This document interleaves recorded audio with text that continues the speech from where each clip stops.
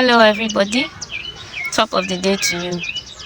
Today, I want to talk to us about something that has been weighing heavily on my mind. You see, a few weeks ago, in my part of the world, Nigeria, a 20-year-old girl was raped by a 40-year-old content creator and she committed suicide afterward. She couldn't live with herself. And the story made its way to social media, and as usual, many people were saying how they are say here and there. I don't want to go deeply into the details. It's something some of you may have heard already. But I want to talk about certain views that people express each time the story makes its way to social media about a woman who's raped. Apart from the outrage, which is normal because rape is a violent crime, it's a crime, it's not something to be happy about. There are always people who seem to me to be rape apologists. When they cannot attack, and these people are men and women, these people who are always speaking for the rapists one way or the other, they are either, when they cannot attack the credibility of the story, when it has been found that the story is true, they try to attack the victim. They are either finding fault with where they were at that time, why they shouldn't have been there, why they shouldn't have worn what they wore, or this very popular one, they try to take shots at the person's morality. They say things like, oh, she must have been, she's not even a virgin self, or she was a prostitute or something. They start cooking up stories about this person's morality. And it makes me sad because apart from the fact that many times it turns out that the story that the person was a prostitute and all those things are lies, the stories are lies, it betrays a very disturbing mindset that a person who is sexually permissive deserves to be raped. I don't know how people can have such a view. Listen, rape is a crime because it's an attack on the dignity of a human being. It's an attack on the dignity of a human being.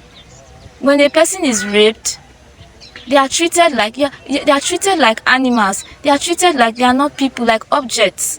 That's what is so bad about it. I'm a Christian, and so I'm going to be referring a lot to the Bible. Scripture talks a lot about the dignity of the human person. Genesis chapter 1, God says that men and women were made in his image. We bear the stamp of the divine on us. It's the reason why when God was talking somewhere in Genesis about capital punishment, he said, any person who kills a man, by man shall his blood be shed. Why? Because he was made in the image and likeness of God. A human who kills another deserves to die. Why such a stiff penalty? Because he has attacked someone who is made in the image and likeness of God. He has attacked their right to life. That's the reason for the stiff punishment. When a person is raped, that person's humanity is being attacked. It's under attack here. You attack their right to choose. That's what happens. You attack their rights to their bodies. That's what happens. The morality or the immorality of the victim doesn't take away from the fact that they are human and should be treated as such. It doesn't change the fact that they bear the stamp of the divine on them, and so their right to choose should be respected. In fact, I make bold to say that even if it is discovered that the victim was a prostitute and they were doing business, they had done business with the rapist, it still doesn't change anything. In fact, if maybe they had been doing business together, let's say the victim was a prostitute and the man had been having sessions with her from time to time, he will go there, and maybe he went there yesterday, paid her money, and then they did their business, and then he came today and said, oh yeah, let's do business together, and he brought money, and the woman, for reasons best known to her, doesn't want to do. She has every right to say, take your money and go, I'm not interested. The minute he decides to, and then he forces himself on her, he has committed a violent crime. He has committed the offense of rape.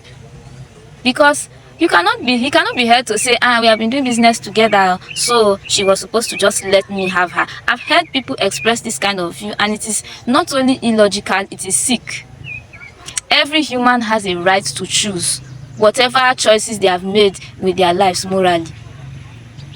I mean, the element of consent, the organ of choice is so important that it separates us from animals, it separates us from beasts, it separates us from robots. It's why we are like God. It's why we can choose. It's why we can think. God could have created us robots. He could have created us without a will, but he chose to make us free moral agents with the organ of choice. When God made this world, just like every manufacturer creates something, he had rules, he had regulations, he had a way he designed the world to function. He had a way he designed us to function. And he has told us in his word, this is how I want you people to use the life I have given you. This is how I want you to use this world I have created for your benefit, for it to go well with you. But I will not force you to do what I want. He doesn't force us. He said to the Israelites back then, he said, I have set before you life and death, blessing and cursing. But choose life that you may live. He did not force them to. He knows that he knows that we would use, there's always the risk that we would use the organ of choice he gave to us. We could exercise it against him, but he still gave it to us anyway. It was that important to God that we be free moral agents. Even God does not violate our right to choose, even though he was the one that gave us. So why do we think another human being has a right to violate the right of another person to choose, the right to their body, the right to their life, or the right to anything? Why can't human beings respect the dignity of other human beings? Why can't we respect the right of other people to choose? You see, man cannot be God. In my last video, I was sharing with you guys about the fact that there is none like God. God is altogether holy, is altogether beautiful, and even though we are made in his image, because of sin, we are miles apart from him. God, like I told us earlier, gave us this world. He gave us life. He gave us all the things he gave us, knowing that we could use them in a different way than he had designed, but he still doesn't force us. But man, no. Look around you. Apart from the violent crime of rape that shows man's inability to respect the dignity of another human person, think about female genital mutilation. Some people could not stand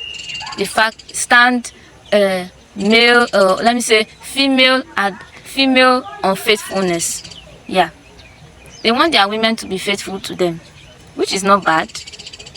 But rather than give her or allow her right to choose to be faithful by herself, what do?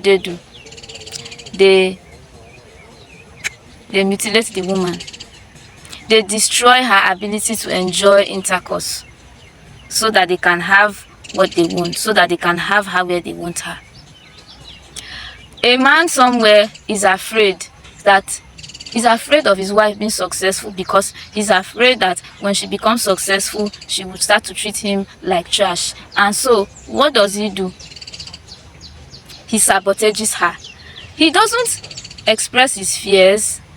No, he doesn't. He doesn't give her the opportunity to choose to be a human, to succeed, which is the right of every human being. He doesn't respect her right to work hard, to choose to succeed, and still choose to submit to him, or still choose to be faithful to him, or to treat him with love and respect. No, he doesn't let it. He doesn't allow that happen. What does he do? He sabotages her. He cripples her. He cripples her. He makes sure she doesn't do well, so that he can have what he wants. What is this thing with human beings and control? What is this thing we have with a lack of respect for the dignity of another human being? See, there's something that a man said sometime. I was reading a book. He said the glory of God is a human being fully alive. God did not want robots. He wanted us to be fully human. And part of that is allowing us to be free moral agents, to be just like him. Why can't human beings respect the dignity of another person? Why do we treat other human beings as if they are objects or they are extensions of us? Why can't we respect the fact that other human beings they are persons, full persons? Why can't we respect the full humanity of another person? Why can't we respect the right of another person to live, the right of another person to succeed, the right of another person to choose? Why? Our world is what it is today because of our lack of respect for another human being. Look, whenever you see any human being, somebody else, you are seeing somebody who bears a stamp of the divine. And so you should treat that person with respect. Let's do better. Let's respect the dignity of other human beings. Our world will be a better place when we do so. Thank you for listening. And please don't leave here without subscribing. Don't leave here without liking if you like. Don't leave here without sharing this video if you loved it and you want someone else to be impacted. Thank you so much for listening. Do have a lovely day.